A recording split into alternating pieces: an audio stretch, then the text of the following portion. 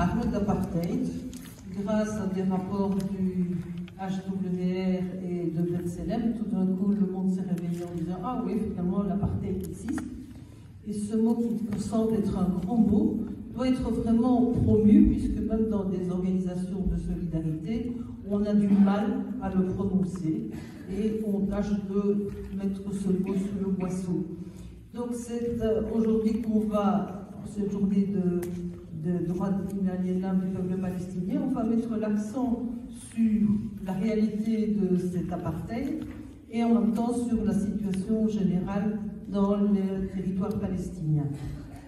Je voulais faire juste une petite remarque parce que des amis palestiniens... Pardon. Oui, parce que des amis palestiniens m'en ont fait la remarque. Ils me disent, on parle d'apartheid, c'est bien, mais est-ce qu'on n'oublie pas l'occupation?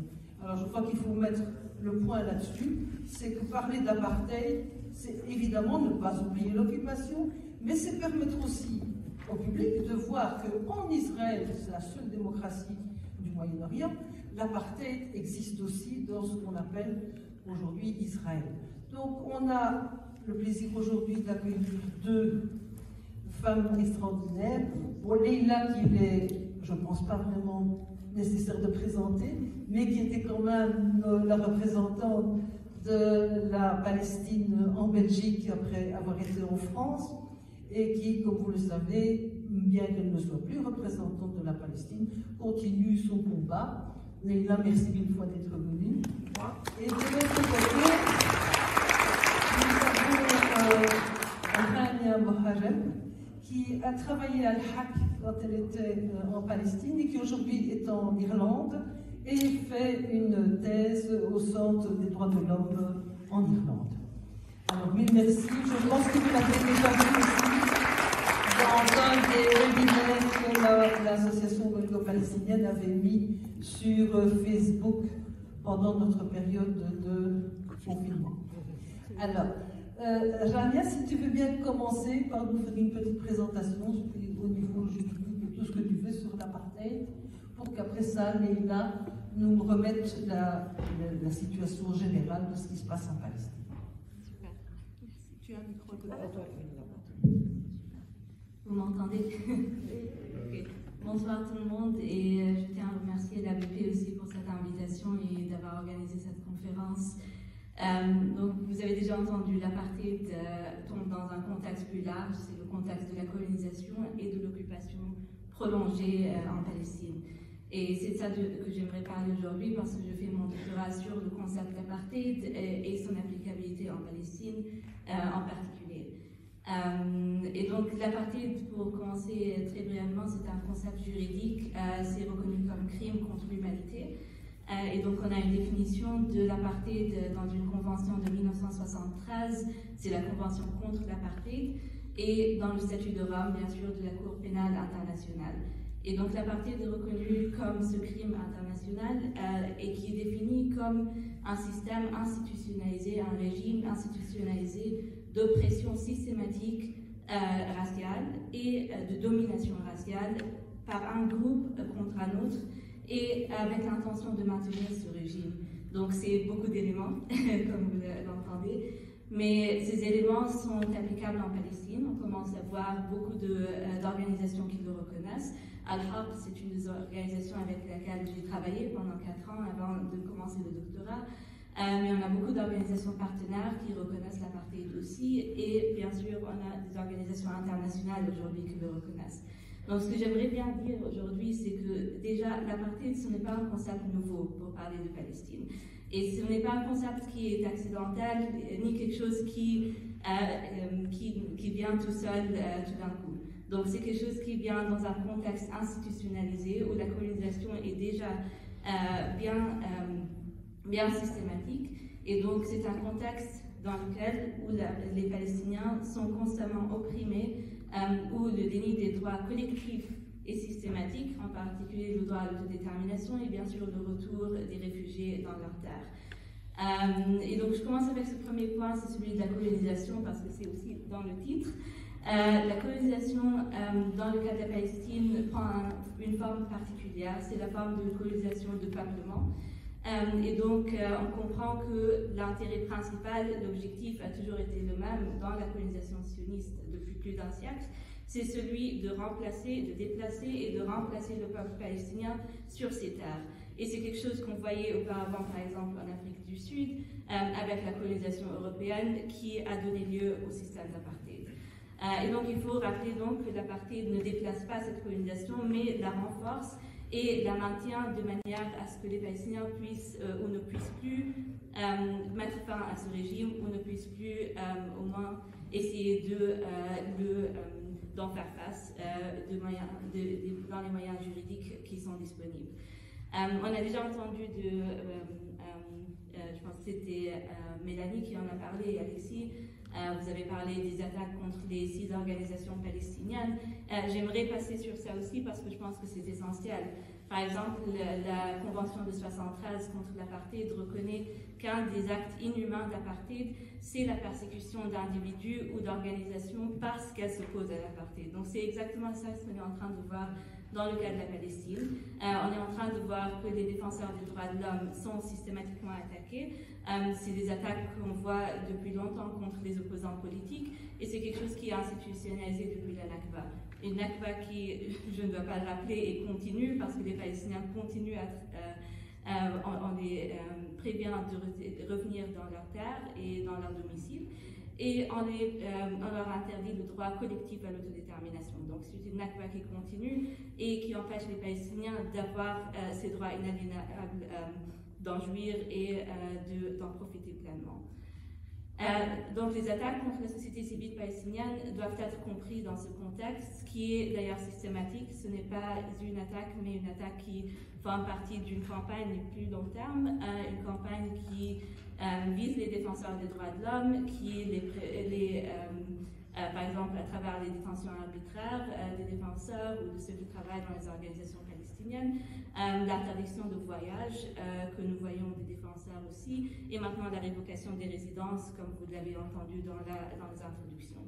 Donc ce sont des tactiques qui forment partie de ces actes inhumains, dont l'apartheid est un régime global qui nous permet de faire face à ce régime avec les outils juridiques que nous avons.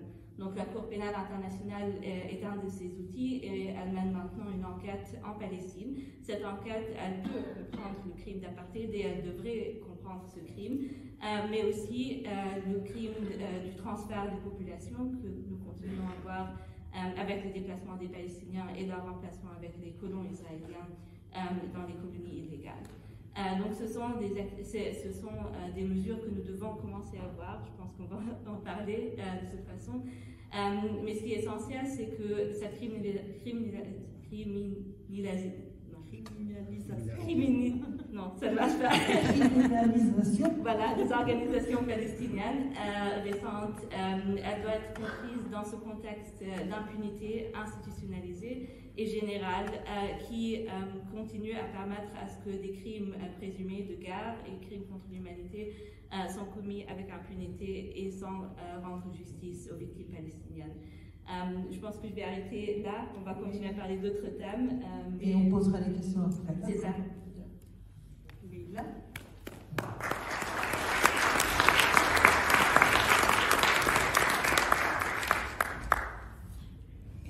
Bonsoir tout le monde.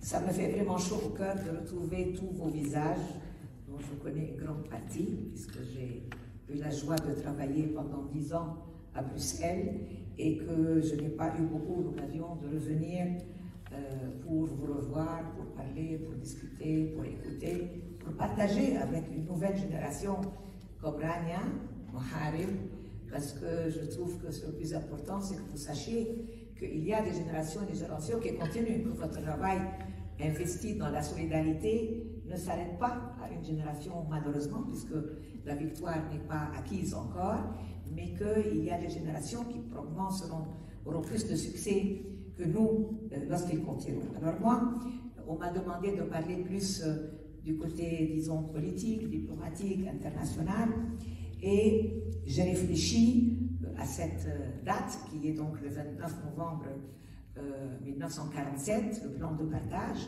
qui a décidé de la date de la journée internationale. Alors la journée internationale, c'est 1977.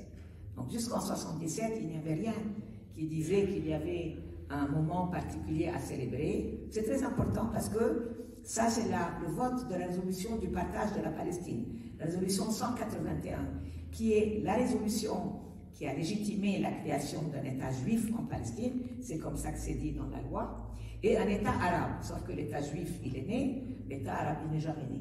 Mais en 1948, lorsque Yasser Arafat décide à Alger de déclarer un État palestinien, 88, et lorsqu'il décide de le faire, il le base aussi sur la résolution 181.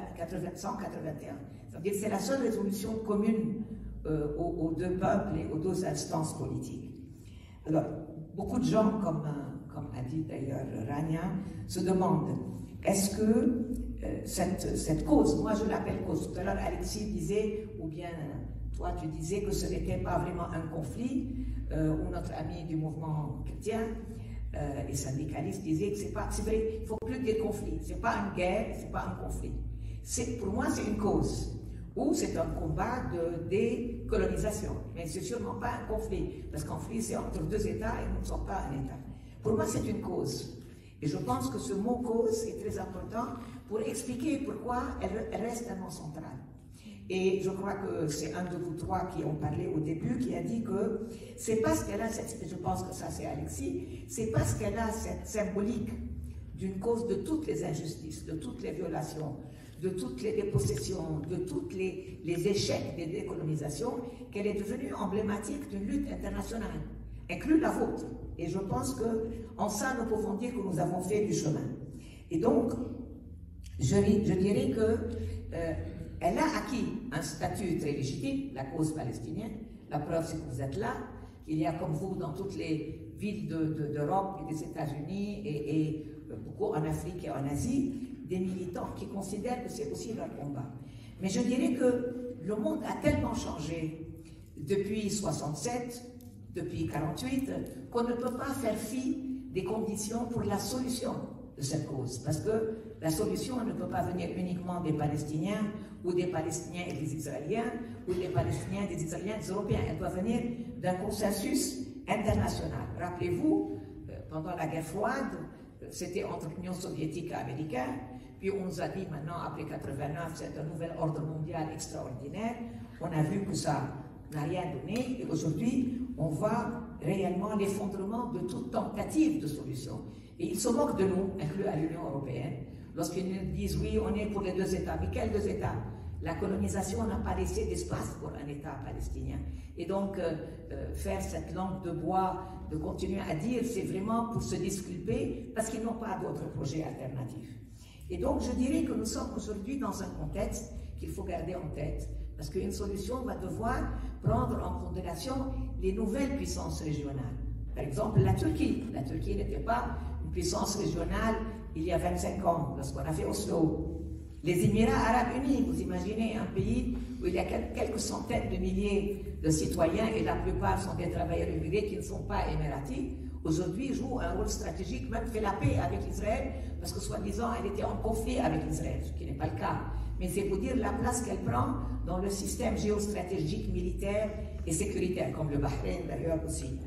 Et donc je dirais qu'aujourd'hui, nous avons des nouveaux paradigmes qui nous obligent à changer la lecture. Et je trouve que c'est stupide de continuer à dire uniquement des négociations. Maintenant, on nous sort le quartet. Le quartet, il a déjà s'est cassé la gueule il y a 25 ans. Pourquoi revenir au quartet? Et donc, je dirais qu'aujourd'hui, le plus important, c'est, et Rania l'a dit, de protéger la société civile palestinienne. Et tout à l'heure, Mélanie disait ça par rapport à l'activité solidarité socialiste, mais tous les autres intervenants, le mouvement chrétien, la FIDH, l'ABP, je pense que, d'une certaine manière, Rania, le fait qu'il vous ait déclaré, vous six, terroristes, ça montre que c'est important. Parce que pendant des années, moi j'ai travaillé 10 ans ici, on disait les ONG, la société civile, baratiner autant que vous voulez, vous et l'ABP, c'est pas important. Ben, si c'est pas important, pourquoi ils s'en prennent à vous? Comme par hasard, ils s'en prennent à vous, pas à l'autorité palestinienne. Donc ça veut dire que quelque part, ils réalisent que les ONG palestiniennes, avant tout les palestiniennes, parce qu'on ne peut pas demander aux ONG internationales d'être plus palestiniennes que la Palestine, qu'elles sont importantes. Et moi, je dirais juste une phrase, que je discutais d'ailleurs déjà avec Raji Sourani et avec Jabbarine, c'est que le moment choisi pour accuser Salah Hamouri, avocat, et les 6 ONG, et même le Conservatoire de musique de Jérusalem, d'être tous dans un réseau du Front populaire de libération de la Palestine, qui a eu recours dans le temps à la lutte armée, mais qui ne fait plus d'action militaire, ça veut dire que c'est la preuve qu'ils sont terroristes, et que donc ils n'ont plus le droit de travailler, et que toute personne qui travaille avec eux a, sur le plan juridique, Alexis vous le précisera, le droit d'être accusé d'être un collaborateur de terrorisme. Pourquoi?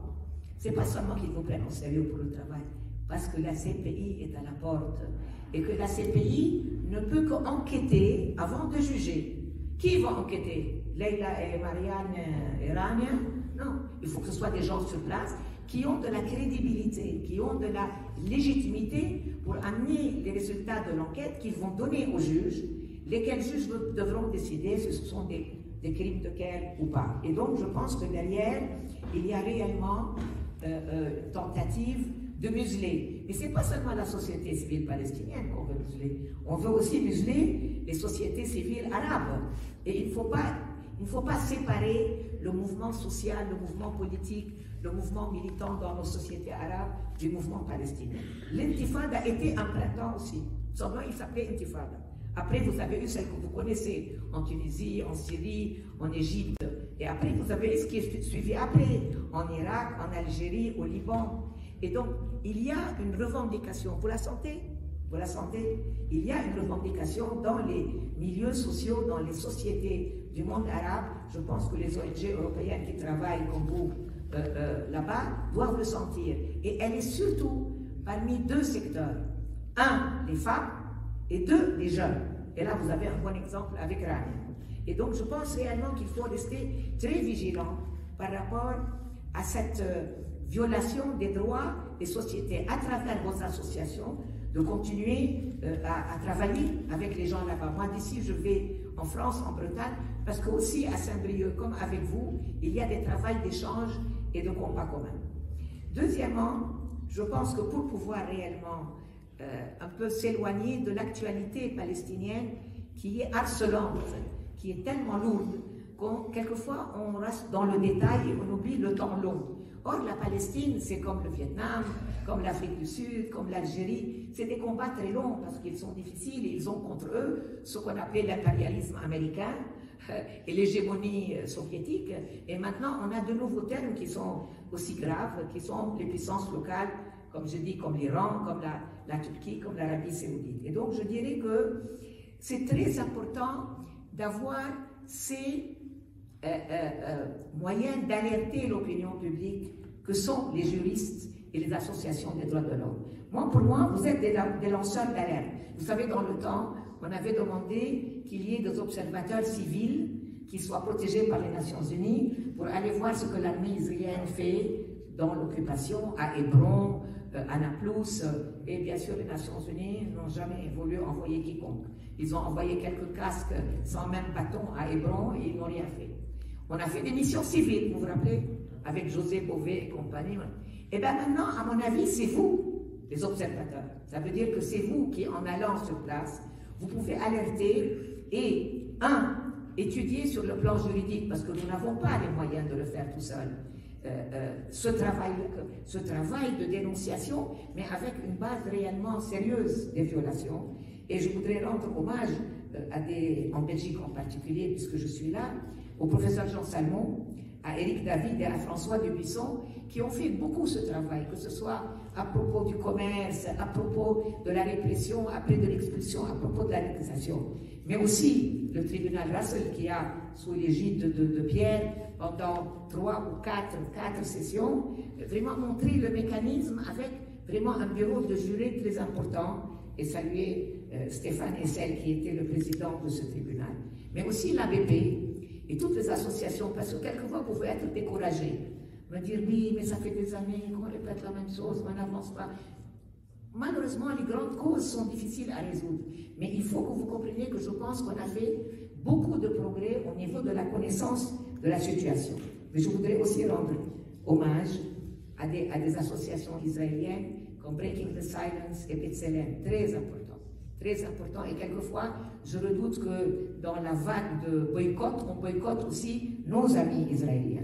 La FIDH, Alexis est là pour la représenter, j'étais avec lui il y a quelques semaines pour faire l'éloge funéraire de notre ami disparu Michel Toubiana, mais aussi la Ligue des droits de l'homme, belge et française, et aussi Human Rights Watch, parce que je pense que ce travail est indispensable pour nous. Et donc, je dirais que, comme je l'ai dit, que la cheville ouvrière qui sont vos partenaires réellement, c'est eux. Ça veut dire Al-Haq, ça veut dire le Palestinian Human Rights Center de Gaza, ça veut dire l'organisation Adamir, ça veut dire DCI, tout ce qui, ça veut dire Bissan, tout ce qui ne sont pas des partisans de partis politiques. Nous sommes sortis de cette période. Nous sommes sortis de la période idéologique où il y avait des partis politiques et une ONG qui était la cliente du parti. Le FPLP avec son ONG, le Fatah avec son ONG, le parti. On est sorti de ça. Aujourd'hui, les jeunes ne veulent plus de partis politiques. Ils veulent leur propre mouvement. Ils veulent vraiment aller à la base. Ils n'ont plus envie qu'on leur fasse des discours idéologiques nationalistes comme ça, abstraits. Ils veulent résoudre les problèmes que les jeunes gens posent. L'emploi, le droit à voyager, le droit à être libre. Et donc, je pense que tout ce travail se fait avec vous. Alors, pour essayer de peut-être résumer, parce que le temps passe et je suis certaine que vous avez plein de questions, je laisserai à plus tard l'analyse, mais je vais peut-être finir avec celle-là parce que personne ne la fera que moi. Je ne vais pas parler de la, disons, de l'échec, des échecs historiques du mouvement palestinien, bien que j'ai bien envie de vous en parler, mais vous me demanderez des questions, j'espère. Je voudrais parler surtout de l'échec du dernier mouvement, ça veut dire de l'autorité palestinienne, puisqu'elle est issue d'Oslo. Avant, il n'y avait pas d'autorité palestinienne, il y avait l'OLP. Et je pense que nous avons vécu un vrai échec. J'ai fait partie de cette autorité pendant 24 ans. Mais j'ai le sentiment que on peut dire aujourd'hui, elle devrait avoir le courage de dire, et je le dis devant mon ami Hassan Balaawi, elle devrait avoir le courage de le dire, parce que tout le monde n'est pas sans commettre des erreurs, et tous les dirigeants politiques du monde, inclus Mandela, en a fait. Nous avons été manipulés dans Oslo. Nous avons été manipulés dans Oslo parce que, et c'est pour ça que je voulais parler de l'histoire, mais ça ne fait rien, vous me demanderez peut-être après, lorsque vous avez été, depuis votre fondation, et le mouvement révolutionnaire palestinien qui réclame un État démocratique et laïque, pas deux États. La revendication palestinienne, lorsqu'en 1947, comme aujourd'hui, on a refusé le plan de partage, la vérité, c'est que Jamal el-Husseini a dit « Nous voulons un État démocratique et laïque pour tous, pour chrétiens, musulmans et juifs, et faisons-le ensemble. » On les a envoyés balader en leur disant « Non, non, c'est beaucoup mieux que vous fassiez deux États. » Parce que ça arrangeait les Britanniques, et les Français, et même les Soviétiques. Mais, donc, si vous voulez, il y a une telle urge, on dit en anglais, il y a un tel besoin de solutions pragmatiques, de solutions pour les gens, que lorsqu'on nous a dit le monde a changé, il est aujourd'hui, après la guerre froide, il n'y a plus de zizanie entre Union soviétique et américaine, on a été assez naïfs. Pourquoi? À la conférence de Madrid, puis à la négociation secrète à Oslo, puis à un accord qui, au lieu de mettre fin à l'occupation, l'a consolidé, puisqu'il a divisé le territoire en A, B et C. Et donc, je crois qu'aujourd'hui, la vérité, c'est que je pense que l'autorité est totalement délégitimée aux yeux de sa population. Elle est toujours légitime à Bruxelles, et à Washington et à Londres. Mais quelle importance d'être légitime aux yeux des Américains, des Européens et des Israéliens si elle n'est pas légitime aux yeux de son propre peuple? Elle ne l'est plus. Et pourquoi elle ne l'est plus? Elle ne l'est plus parce qu'elle ne s'est pas comportée ni comme une vraie autorité, puisqu'elle est sous la botte israélienne, que ce soit sur le plan sécuritaire ou sur le plan économique ou sur le plan politique, et surtout, elle n'a plus la possibilité de prétendre qu'elle défend un truc national. Elle s'appelle autorité nationale. Donc elle n'a pas d'autorité, elle n'est pas nationale, puisqu'elle est uniquement dans les petites poches où l'autorité vit. Elle ne fait rien pour Gaza, elle ne fait rien pour Jérusalem-Est, comment elle peut être nationale? Elle ne fait rien pour les réfugiés qui sont 6 millions de Palestiniens. La majeure partie des Palestiniens sont à l'extérieur. Donc, à mon avis, et je ne suis pas de ceux qui demandent la dissolution, on ne dissout pas quelque chose pour lequel on a lutté un siècle. Mais en tout cas, on n'a même pas besoin de dissoudre. L'histoire fait que cette structure ne répond plus aux besoins des gens, et les gens, et cette nouvelle génération, amènera d'autres structures dont je vous parlerai si on a encore le temps. Mais je voulais dire que, pour moi, l'avenir dépendra beaucoup de sa génération à elle, mais aussi de la même génération, pas seulement dans les territoires occupés, mais aussi dans les camps de réfugiés et aussi dans la diaspora dans le reste du monde, inclus bien sûr l'Europe, la Belgique, le Canada, les États-Unis et les pays arabes. Merci beaucoup, Leïla.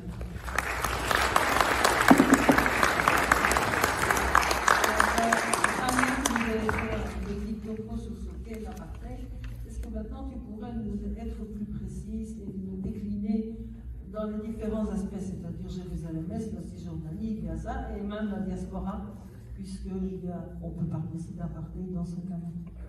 Absolument. Donc merci Leïla pour cette présentation très importante.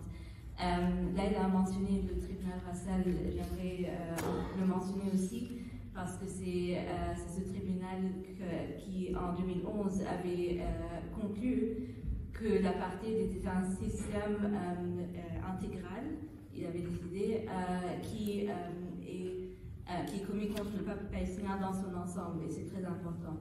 Donc il a parlé d'un système qui vise les Palestiniens où qu'ils résident, que ce soit les Palestiniens à l'intérieur de la ligne verte, les Palestiniens dans les territoires occupés depuis 1967, et les réfugiés, bien sûr, en exil, à qui le droit au retour est interdit. Donc j'aimerais en parler parce que la question de fragmentation est essentielle pour comprendre ce que c'est l'apartheid israélien. Donc en 2017, il y a eu un rapport de l'ESCOA, c'était la commission de l'ONU économique et sociale pour l'Asie occidentale, qui avait été écrit par deux professeurs, un rapporteur spécial auparavant à l'ONU, le professeur Richard Falk, et Virginia Tilly, qui avait écrit ce rapport sur l'apartheid publié par l'ONU, qui a été retiré du site le même jour. Si vous vous en rappelez. Et donc ce rapport avait conclu que la fragmentation des Palestiniens dans les différentes parties où ils se retrouvent géographiquement est un outil principal de cet apartheid et de la ségrégation raciale. Et donc j'aimerais un peu expliquer ce concept parce que je pense qu'il est essentiel pour comprendre le régime dans sa globalité. Donc la fragmentation, elle fonctionne non seulement géographiquement, mais aussi juridiquement. C'est-à-dire que les Palestiniens, dans chaque catégorie ou dans chaque partie où ils se trouvent de la Palestine ou en exil, tombent sous un régime juridique spécial. Donc on parle par exemple de l'intérieur de la ligne verte où les Palestiniens portent une citoyenneté israélienne et donc ce qui s'applique à eux, c'est la loi civile israélienne. En revanche, on a les Palestiniens de Jérusalem, plus ou moins 350 000 Palestiniens qui portent une résidence soi-disant permanente, mais comme on l'a entendu déjà, peut être révoquée pour des raisons politiques ou parce que, par exemple, les Palestiniens n'ont pas satisfait ce que les autorités d'occupation nomment le centre de vie, c'est-à-dire qu'ils ne sont pas à Jérusalem ou qu'ils ne peuvent pas prouver qu'ils habitent dans Jérusalem. Et donc ils ont cette résidence permanente, et ce qui s'applique à eux, c'est cette loi de la résidence permanente. Et puis on a les Palestiniens en Cisjordanie et dans la bande de Gaza, à qui s'applique la loi militaire israélienne. Donc une loi militaire qui, comme on le voit, à travers les ordres militaires par exemple, on peut arrêter les Palestiniens, fermer ou raider les bureaux, par exemple, des organisations, etc. Et donc, ce qui s'applique à eux, c'est cette loi militaire. Et finalement, les Palestiniens, la plus grande catégorie de Palestiniens, bien sûr, ce sont les Palestiniens en exil, qui sont soit réfugiés dans la région, y compris en Cisjordanie et à Gaza et dans Jérusalem, ou en exil ailleurs dans le monde, mais à qui on interdit le droit au retour. Donc pourquoi est-ce que c'est essentiel de parler de cette fragmentation? Parce que la loi israélienne qui consacre cet apartheid, ce régime d'apartheid, C'est cette loi qui empêche vraiment aux Palestiniens de pouvoir vivre ensemble, de se rencontrer, de faire un regroupement familial par exemple. Et donc, c'est cette fragmentation qui les empêche de jouir de ces droits fondamentaux collectifs, l'autodétermination étant la plus importante et la plus générale. Et donc, les lois israéliennes dont on parle, ce n'est pas seulement la loi de 2018 dont beaucoup d'entre vous ont peut-être entendu parler, la loi de l'État-nation du peuple juif.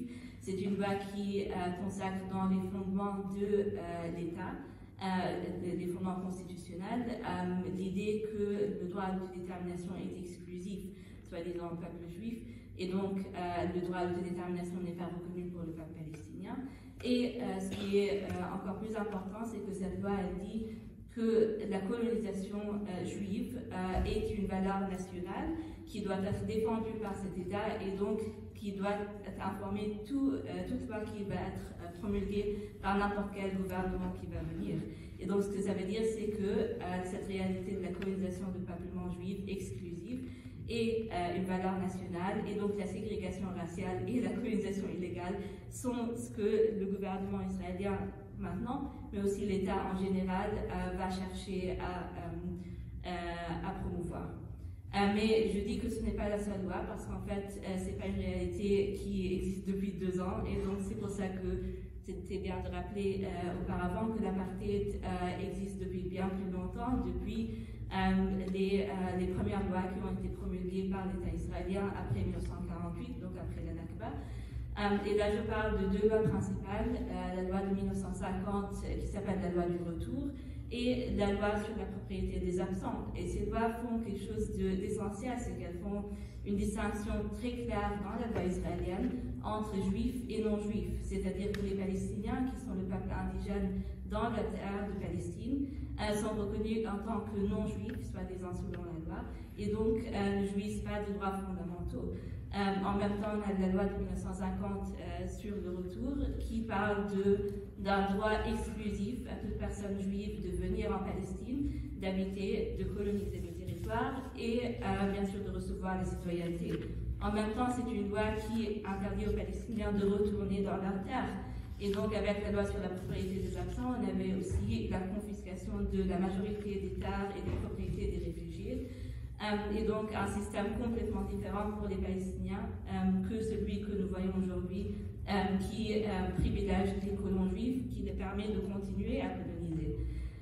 Et c'est à travers ce mécanisme que, par exemple, les réfugiés en particulier sont exclus du système législatif et juridique israélien. Et donc, c'est par ce mécanisme qu'ils sont interdits de retourner et d'exercer leurs droits fondamentaux inaliénables. Et c'est donc cette fragmentation qui contribue de manière directe à ségréguer les Palestiniens, les séparer, juridiquement mais aussi politiquement, et donc à continuer de les empêcher d'avoir le droit à l'autodétermination respecté. Oui, Rania, donc là tu nous as donné un portrait très juridique, oui. Mais toi-même en tant que Palestinienne, est-ce que tu peux nous donner des exemples de cet apartheid vécu? Parce que bon, ça reste quand même très théorique, et donc si tu voulais bien. Absolument. Donc moi personnellement, j'ai... oui, donc... Je sais que je parle pas dans mon micro. Ah non, ça va. Non, l'aperçu personnel est important aussi, c'est Marianne. Et donc je donne un exemple. C'est par exemple les interdictions de voyage entre les parties de la Palestine occupées. Par exemple, je travaillais à Ramallah avec Al-Haq, je voyageais depuis Jérusalem tous les jours à travers les checkpoints. C'est un des exemples pour montrer les obstacles auxquels font face les Palestiniens. On a aussi le problème du regroupement familial qui est essentiel. Donc les Palestiniens qui portent différentes cartes d'identité, qui ne peuvent pas, par exemple, habiter à Jérusalem. C'est ainsi qu'ils sont obligés de vivre dans la Cisjordanie sans, ce qui peut les mettre en risque d'avoir leur résidence à Jérusalem révoquée. Ce sont des cas que j'ai vécu personnellement parce que j'ai travaillé avec Al-Haq, cette ONG des droits de l'homme palestinien, pendant 4 ans, où on a vu tous ces cas qui continuent à venir à l'organisation, que ce soit Al-Haq ou d'autres ONG palestiniennes, à chercher de l'aide juridique. Mais en même temps, on a un système général d'apartheid qui empêche que ce soit un système dans lequel on puisse chercher de la justice. Et je suis d'accord avec ce qu'Alexis disait tout à l'heure, que ce n'est pas une Cour suprême de justice, c'est une Cour qui continue à renforcer et à renforcer l'occupation, bien sûr, et à empêcher les Palestiniens de chercher toutes sortes de justice dans ce système. Et toi-même, tu es palestinienne de Jérusalem? Moi, je suis palestinienne de 48. Ce sont ce qu'on appelle les Palestiniens qui sont restés en 48 dans le territoire à l'ouest de la ligne verte.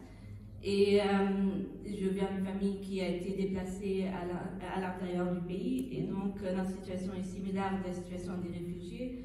Mais nous portons cette citoyenneté qui ne nous donne pas le droit à l'autodétermination non plus et qui ne nous donne pas des droits fondamentaux en tant que Palestiniens. Oui, donc, par exemple, si tu épousais quelqu'un de Cisjordanie ou de Gaza, c'est foutu. Je ne peux pas aller à Gaza. Voilà. Mais c'était des exemples comme ça qu'il faudrait montrer pour qu'on comprenne dans la réalité de... Absolument, oui. Alors, il y avait une autre question qui se posait aussi, vu l'actualité, et vu ce que l'autorité palestinienne a fait comme répression, notamment avec Banat. Et donc, on aimerait avoir une analyse. Qu'est-ce que ça signifie exactement? Qu'est-ce que ça signifie pour les Palestiniens? Qu'est-ce que ça signifie par rapport à l'autorité? Quels sont les enjeux de cette oppression, cette répression qui se fait sur... Oui, tout simplement la défense d'un pouvoir politique, malheureusement. Comme dans l'évolution de la plupart des régimes, il n'y a qu'à voir l'évolution de l'UFLN algérien, de l'ANC sud-africaine. À un moment donné, même si on a été pendant une certaine période révolutionnaire et qu'on a défendu un peuple, une liberté, des principes, lorsque l'attrait du pouvoir et le pouvoir, je ne parle pas du pouvoir seulement politique, mais financier, économique, devient plus important que la cause elle-même, on se met à servir son pouvoir. Et malheureusement, les structures fabriquées à partir d'Oslo, qui donnaient soi-disant l'illusion qu'on a un parlement, qu'on a un gouvernement, on ne peut pas avoir ni un parlement, ni un gouvernement, ni même des élections démocratiques sous occupation militaire. Surtout lorsque l'occupation militaire se fait avec une coordination sécuritaire avec la puissance occupante. Ça veut dire c'était tellement pernicieux et tellement malsain de rédiger les accords d'Oslo de cette manière qu'on s'est laissé vraiment, littéralement, enfariner, comme vous dites en Belgique. On nous a vraiment roulé dans la farine et on était tellement demandeurs que c'est même un peu pathétique. On était tellement demandeurs de quelque chose qui arrive vite que Yasser Arafat a dit, il a dit devant moi d'ailleurs dans une réunion à Alger, les accords d'Oslo ne nous donneront pas un État, mais au moins une partie des Palestiniens et leur organisation reviendront en Palestine, parce que nous allons de plus en plus loin. On est parti de Palestine en Jordanie, de Jordanie on a été du Liban on est dans des hôtels en Tunisie, bientôt on sera en Indonésie, de plus en plus loin. Et donc le fait qu'il y avait cet attrait que lui et une part de l'OLP pouvaient revenir, donnait le sentiment qu'il ramenait la Palestine en Palestine. Et c'est une illusion, parce qu'elle revenait en Palestine, mais assiégée au début à Gaza, d'ailleurs, ils ont voulu l'appeler Gaza-Jéricho, il y a eu des dissensions entre eux d'ailleurs, et puis assiégée littéralement lorsqu'ils ont assiégé Arafat à Ramallah.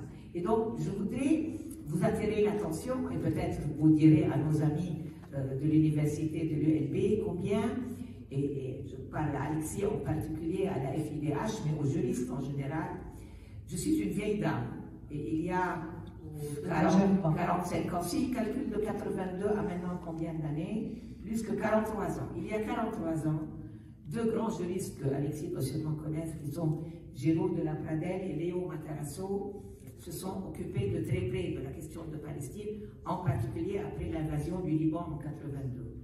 Et nous leur avons demandé d'aller nous dire, oui, ils amènent les gens, parce qu'ils raflaient par centaines les militants dans les camps de réfugiés et dans les villes, et les amenaient en Israël.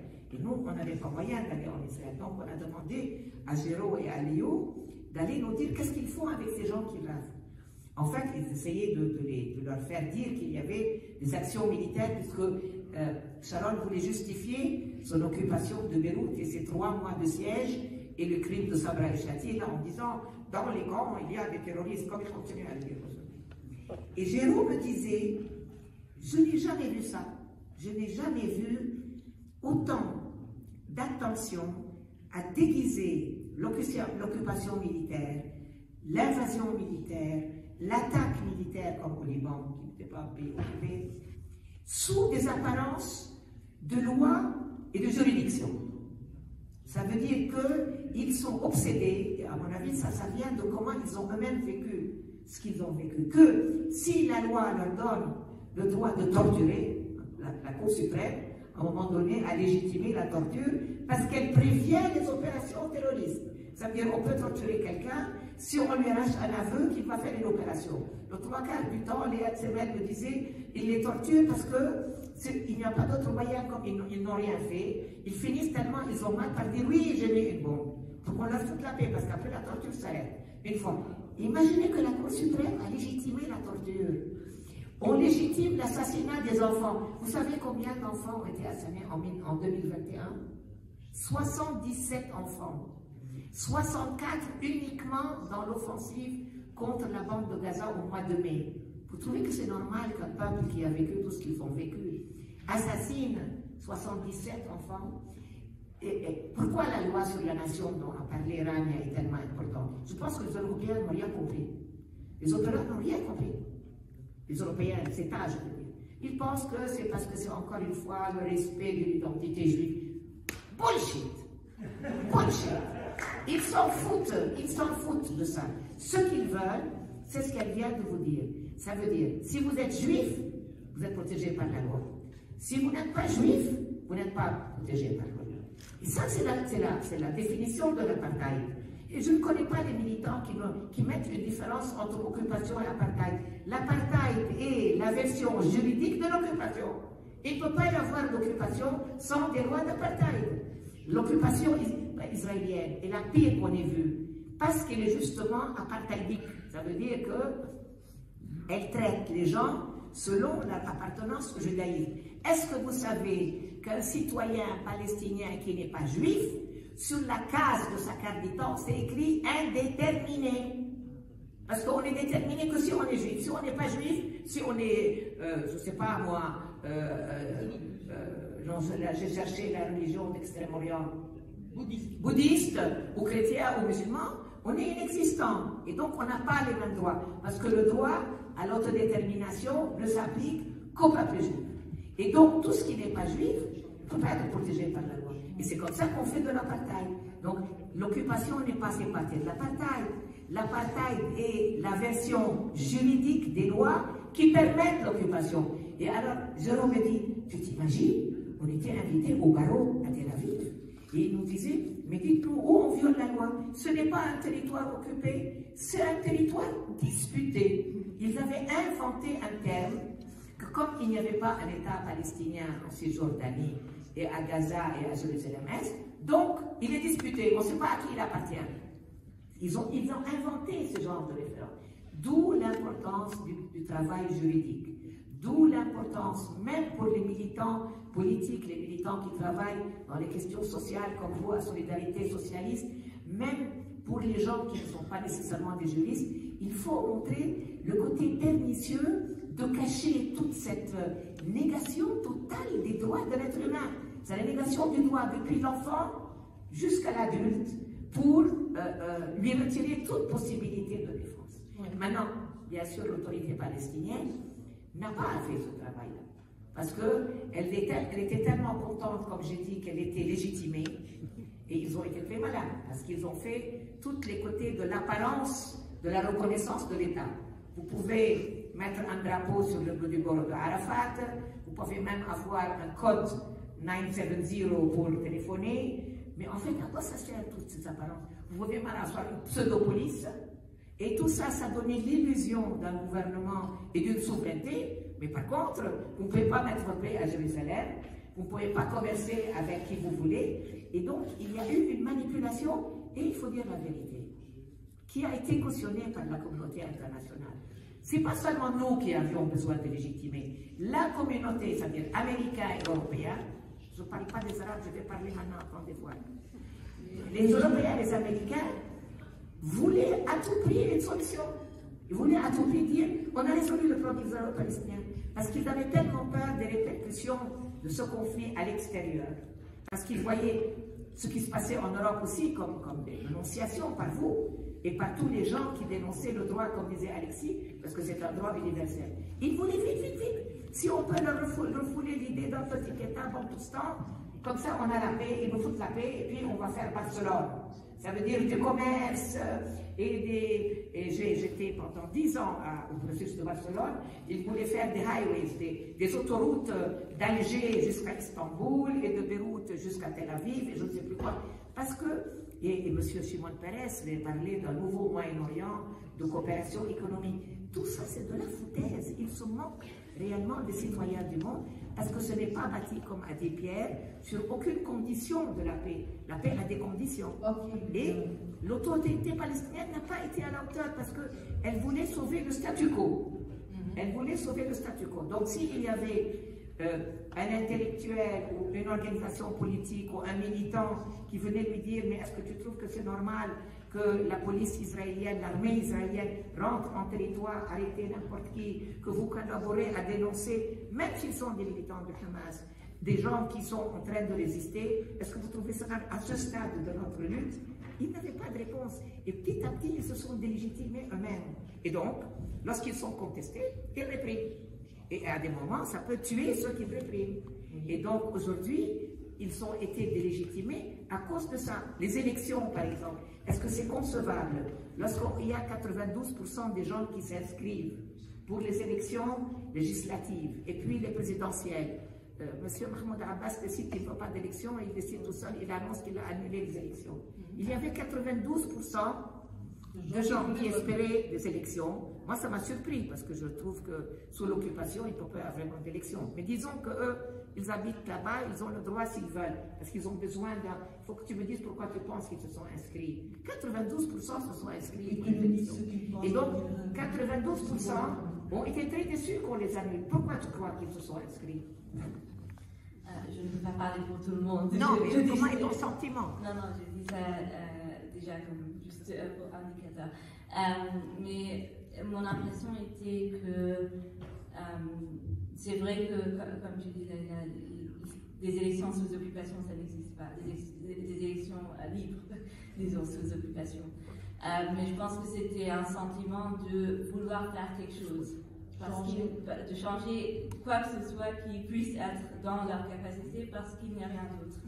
Ça ne veut pas dire que les élections auraient été efficaces ou qu'elles auraient été pu faire produire ce changement, mais c'était juste un sentiment d'essayer de faire quelque chose avec les moyens qu'on a à sa disposition. Et je pense que c'est une marque du fait de cette frustration qui existe, de vraiment ne pas pouvoir faire quoi que ce soit sous occupation. Bien sûr, c'est impossible sous le système israélien et même sous le système juridique, que ce soit civil ou militaire, mais aussi de pouvoir changer quelque chose, même si ce soit juste symbolique au niveau de l'autorité palestinienne. Mais alors, je veux dire, bon, nous on voit ça d'ici, bien sûr, mais avec les amis que j'ai en Cisjordanie et à Gaza, alors qu'est-ce que ce peuple qui se révolte contre qui, contre quoi finalement? Est-ce qu'il n'est pas pris entre l'occupation, l'apartheid, tout ce qu'on connaît déjà, et une incapacité de son propre gouvernement, et donc aussi une révolte contre ce propre... Comment est-ce que les gens réagissent? Comment est-ce qu'ils voient leur avenir, si vous avez une idée, l'une ou l'autre? Qu'est-ce qu'on fait dans ce cas-là, quand on est entre le marteau et l'enclume, finalement? On se bat, et tu peux leur faire confiance. Ils se battent de manière très intelligente, parce qu'ils se battent différemment. Vous continuez à le regarder comme si c'était deux nations ou deux peuples qui se battent, ou en tout cas un peuple qui se bat pour avoir des droits et dans les territoires. Eh bien, pas du tout. La nouvelle génération, elle s'est déterritorialisée. Ça veut dire qu'elle considère que son combat n'est plus seulement local. Ils ont eu, à cause de ce qu'ils ont vu, de ce territoire qui était supposé devenir un État, que c'était n'importe quoi, c'était du Bantoustan. Ils n'ont pas envie. Si c'est ça le résultat de 100 années de lutte palestinienne, au diable l'État. Ils feront une autre forme d'État, peut-être une confédération, une fédération, quelque chose qui réponde à ce qu'ils veulent être leurs droits civils, leurs droits politiques, leurs droits culturels, leurs droits d'étudier, de commercer. Et donc, ils se sentent dans une phase différente. C'est pour ça que je voulais parler un peu de l'histoire, mais c'est trop long. Ça veut dire que nous avons fait une lutte pour le territoire, pour la terre, pour les frontières, pour un État, jusqu'à l'échec d'Oslo, qui est déjà depuis un certain nombre d'années. Maintenant, je sens que les jeunes, et c'est très intéressant, parce que entre 67 et Oslo, ça a été surtout les gens de la diaspora qui ont mené le combat. Puis jusqu'à l'intifada, jusqu'à 87. 87 a ouvert le chemin d'Oslo, parce que ce sont les gens des territoires palestiniens, qu'on appelle les territoires autonomes, qui ont pris la direction du mouvement. Et maintenant, on revoit revenir la diaspora. Et moi et Rania, on parle de la même manière. Il y a les réfugiés palestiniens dans les camps de réfugiés, mais vous avez, par exemple, moi, docteur Aboulaïch, que je salue ici, c'est une diaspora. C'est un médecin, professeur de médecine à Toronto, au Canada, et il y a comme lui des centaines de milliers de Palestiniens au Canada, en Amérique, en Europe, dans les pays arabes, qui se sentent aussi palestiniens que lorsqu'ils vivaient à Hébron ou Tormosaya. Okay? Oui, mais c'est pas parce qu'ils vivent ailleurs qu'ils se sentent moins palestiniens. Et ceux-là, ils n'ont pas perdu une once de leur conviction. C'est bien, mais ce n'est pas eux qui vivent sur place, qui ont les Israéliens sur la tête. Je ne comprends rien. Ce qui est pas. Oui, ce que tu m'as dit. Je dis, ça ne passe. Comment? Qu'est-ce que tu as dit? On va pas abandonner le débat. Marianne, qu'est-ce que tu as dit? Je n'ai pas. Je disais, mais ceux qui sont à l'extérieur ne sont pas ceux qui vivent à la fois l'apartheid, la colonisation, etc., plus la répression interne quand ils veulent. Mais j'aimerais bien chacun fait son combat. Ils font aussi le même combat. Et peut-être, regarde aux États-Unis. Qu'est-ce qui a changé le Parti démocrate aux États-Unis? Ce sont les jeunes Palestiniens qui sont rentrés dans toutes les ONG, qui aujourd'hui sont élus au Congrès américain. Ça ne veut pas dire que ceux qui sont sous l'occupation vont arrêter leur combat. Ils continuent à se battre autant, mais la nature du combat va changer, parce que le monde a changé. Je suis d'accord, et la deuxième chose que j'aimerais bien juste dire, c'est que la lutte est la même, c'est une cause. Oui. C'est exactement ça. Ce n'est pas parce que quelqu'un est en Palestine ou en dehors de la Palestine que son combat est différent. Pour moi, c'est le même combat parce que c'est le même système qu'on est en train auquel on fait face. On a vu en mai, par exemple, l'intifada de l'unité. Oui. Quelque chose d'extraordinaire que moi, je n'aurais jamais imaginé, et je pense que d'autres étaient très surpris aussi. Non parce que je doutais de l'unité du peuple palestinien, mais juste parce que ça faisait des décennies qu'on n'avait pas vu ce genre d'unité qui viennent ensemble. Donc on a vu les réfugiés palestiniens qui venaient des frontières du Liban et de la Jordanie. C'est quelque chose qui montre vraiment que pour les Palestiniens, c'est une cause intégrale. Et il faut rappeler aussi que la cause des réfugiés, c'est le fondement de la cause palestinienne. Et donc l'exil est central, l'exil est... Je n'étais pas en train de mettre en cause la diaspora, mais je veux dire, quand on est palestinien de Ramallah ou de Gaza, excuse-moi, mais quand on a envie de se révolter ou de résister et à l'occupation, et qu'il faut en plus se coltiner l'autorité palestinienne, qu'elle soit de Gaza ou de Cisjordanie, c'est quand même différent. Et c'est là que je voulais savoir, quand il y a effectivement des manifestations à Ramallah, quand Banat a été tué, qu'est-ce que veulent ces gens? Neila disait, les jeunes n'ont plus envie d'un parti. Je pense qu'effectivement, tous ils disent, ni Hamas ni Fatah, on ne veut rien. Mais qu'est-ce qu'ils veulent alors? Et quel est leur... Des droits. Des droits, c'est clair. La dignité, mais est-ce qu'ils pensent refaire des mouvements? Les droits de leurs occupants. C'est-à-dire, c'est pour ça qu'ils sont intéressants, les Palestiniens. Pourquoi il y a tellement de gens ici? Parce qu'ils se battent en même temps pour revendiquer des droits de leur autorité nationale. Et c'est ce qu'ils disent, parce qu'ils sont dans les... Il faut que tu les écoutes, parce qu'ils sont dans les manifs. C'est ce qu'ils disent. Droit à la retraite, droit à l'emploi, droit à tout ça. Et ils demandent des droits à leurs occupants en même temps, ce qui est héroïque. Tout à fait. Bon, ben alors il y avait, je ne sais plus, c'est Nadia dans la salle, à quelle heure on doit s'arrêter? Ou si Y ou... Si. Ah, c'est jusqu'à quelle heure? Il y avait encore des questions. Ça va, donc il y avait encore des questions et on n'oubliera pas le débat. Et donc, sauf que nous, on ne voit rien comme ça. On ne voit pas grand-chose. Il y avait encore une question. Alors, quelle est maintenant la stratégie à la fois, et je ne sais plus ce qu'il faut dire, de l'autorité ou des autorités palestiniennes possibles, notamment par rapport à l'apartheid, puisque maintenant c'est quand même au niveau public et des institutions internationales, et en même temps, quelle est la stratégie possible pour les Palestiniens qui vivent en Palestine par rapport et à cette progression finalement de la cause, puisque maintenant il y a quand même une mise en valeur de ce qui se passe réellement. Et donc là, j'aurais voulu vous demander votre avis à tous deux. On voit un peu plus. Oui, je veux bien répondre au début juste pour dire que je suis d'accord avec ce que Laila disait tout à l'heure, que pour les Palestiniens aujourd'hui, la société civile est centrale parce qu'il n'y a pas de représentation de ces demandes des Palestiniens et surtout des jeunes que nous voyons de la part de l'autorité. Et donc, je vais parler tu parlais de stratégie pour faire face au régime d'apartheid. Le plus important travail qu'on voit sur cette question, c'est le travail de la société civile. Et donc, la société civile, par exemple, elle mène cette campagne contre l'apartheid. On parle d'organisations comme Al-Haq, mais aussi d'ONG régionales comme l'Institut du Caire pour les élus des droits de l'homme, qui sont ici à Bruxelles aussi, qui mènent une stratégie au sein des Nations Unies, le Conseil des droits de l'homme, mais aussi l'Assemblée générale, pour une reconnaissance continue du régime d'apartheid. Donc on a déjà plusieurs États qui reconnaissent cette réalité, comme l'Afrique du Sud et la Namibie. Donc c'est très symbolique aussi que ce soit ces deux États qui connaissent la réalité d'apartheid, qui la reconnaissent dans le cas de la Palestine.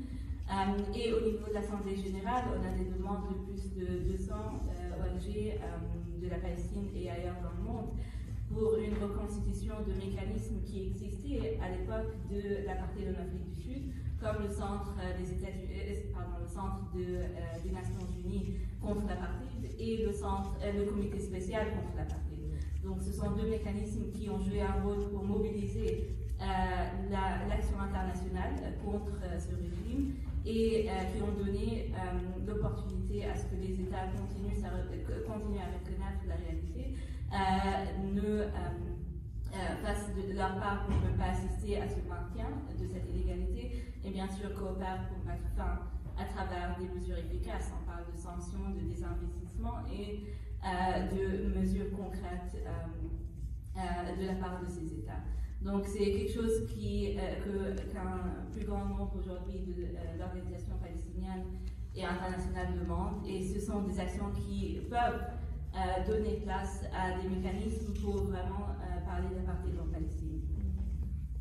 Et au niveau des autorités, alors, je te trouve très optimiste, Marianne, de dire que tu penses que le concept de apartheid a été adopté par tout le monde, autorité comme société civile. Non, l'apartheid ne s'applique pas aux hommes d'affaires qui font beaucoup de philosophie.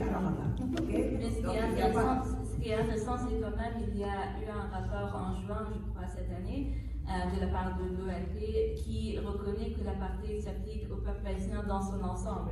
Ce que je trouve très extraordinaire, puisqu'on a déjà dit que l'autorité palestinienne ne représente pas tous les Palestiniens, ni beaucoup de Palestiniens, j'imagine, aujourd'hui. Et donc, une reconnaissance de la part de l'OLP que l'apartheid est applicable vis-à-vis de tous les Palestiniens, y compris ceux qui sont en exil et réfugiés, oui, c'est essentiel. La question de l'apartheid avait déjà été posée par un certain nombre d'intellectuels, dont votre ami Richard Falk, avant Oslo. Parce que, comme tu as dit, elle était appliquée sur les Palestiniens en Israël.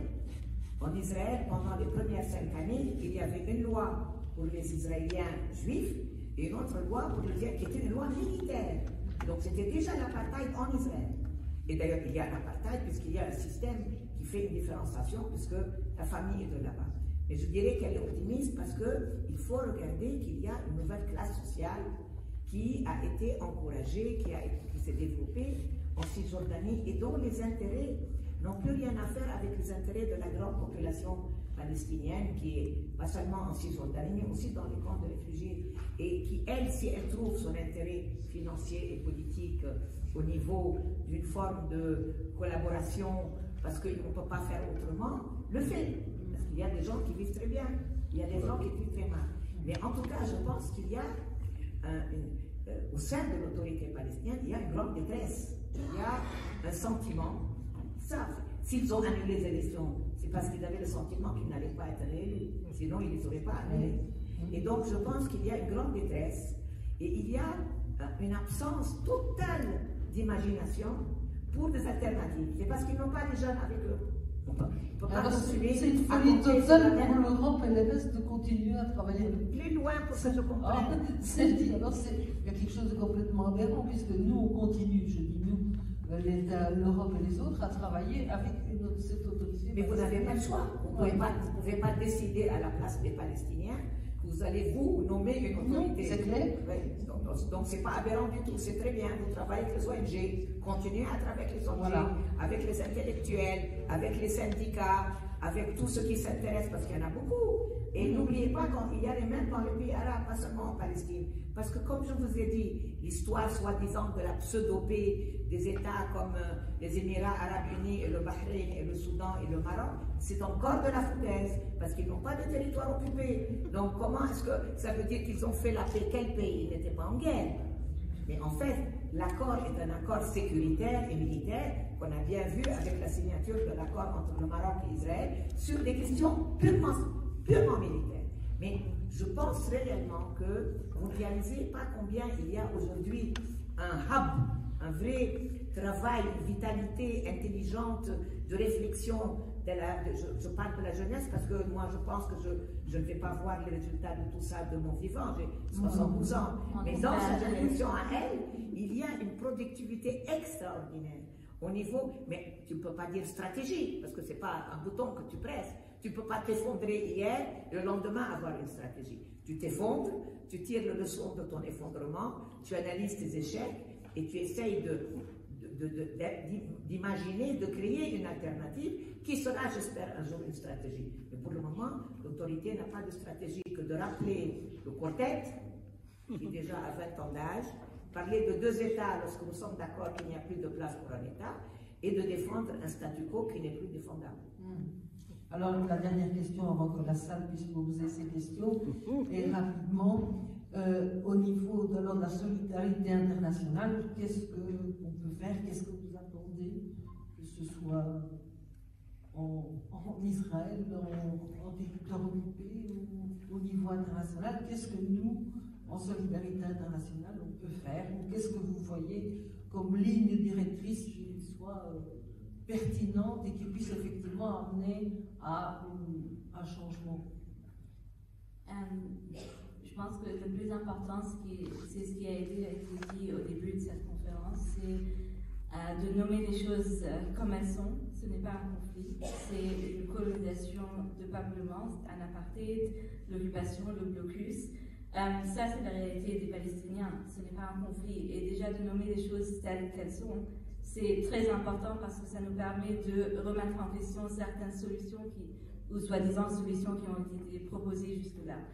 Et de commencer à penser à qu'est-ce que c'est qui puisse répondre à ces demandes que nous voyons des jeunes Palestiniens qui vivent dans différentes réalités selon où ils sont. Donc, une des premières choses, c'est reconnaître que c'est une réalité d'apartheid. On voit cette reconnaissance qui continue aujourd'hui parmi la société civile, ce qui est essentiel parce que si on pense aux exemples historiques comme l'Afrique du Sud et la Namibie, c'est la société civile qui a joué un rôle essentiel, pas toute seule bien sûr, en soutenant la lutte locale des peuples contre l'apartheid, mais une solidarité qui a permis à ce qu'il y ait place pour vraiment lutter et pour changer cette réalité sur le terrain. Et c'est quelque chose que je pense qu'on a vu vraiment très clairement, mais pendant cette défense de l'unité, on a vu plein de manifestations à travers le monde, en Europe, et on voit de plus en plus de solidarité avec le peuple palestinien. Je ne sais pas si c'est plus qu'auparavant, parce que ça a toujours été le cas, mais ce qui est essentiel, c'est qu'on commence à voir des termes comme apartheid, colonisation, de peuplement, dans les médias même, des termes qui n'ont jamais été utilisés dans les médias occidentaux quand il s'agit de la Palestine. Et donc c'est un changement de la perception de cette réalité que dont les Palestiniens parlent depuis très longtemps. Oui, et je ne sais pas, est-ce que par exemple on devrait prendre une ligne plus juridique pour lutter justement au niveau du droit international et au niveau des institutions internationales, une voie plus juridique? Juridique.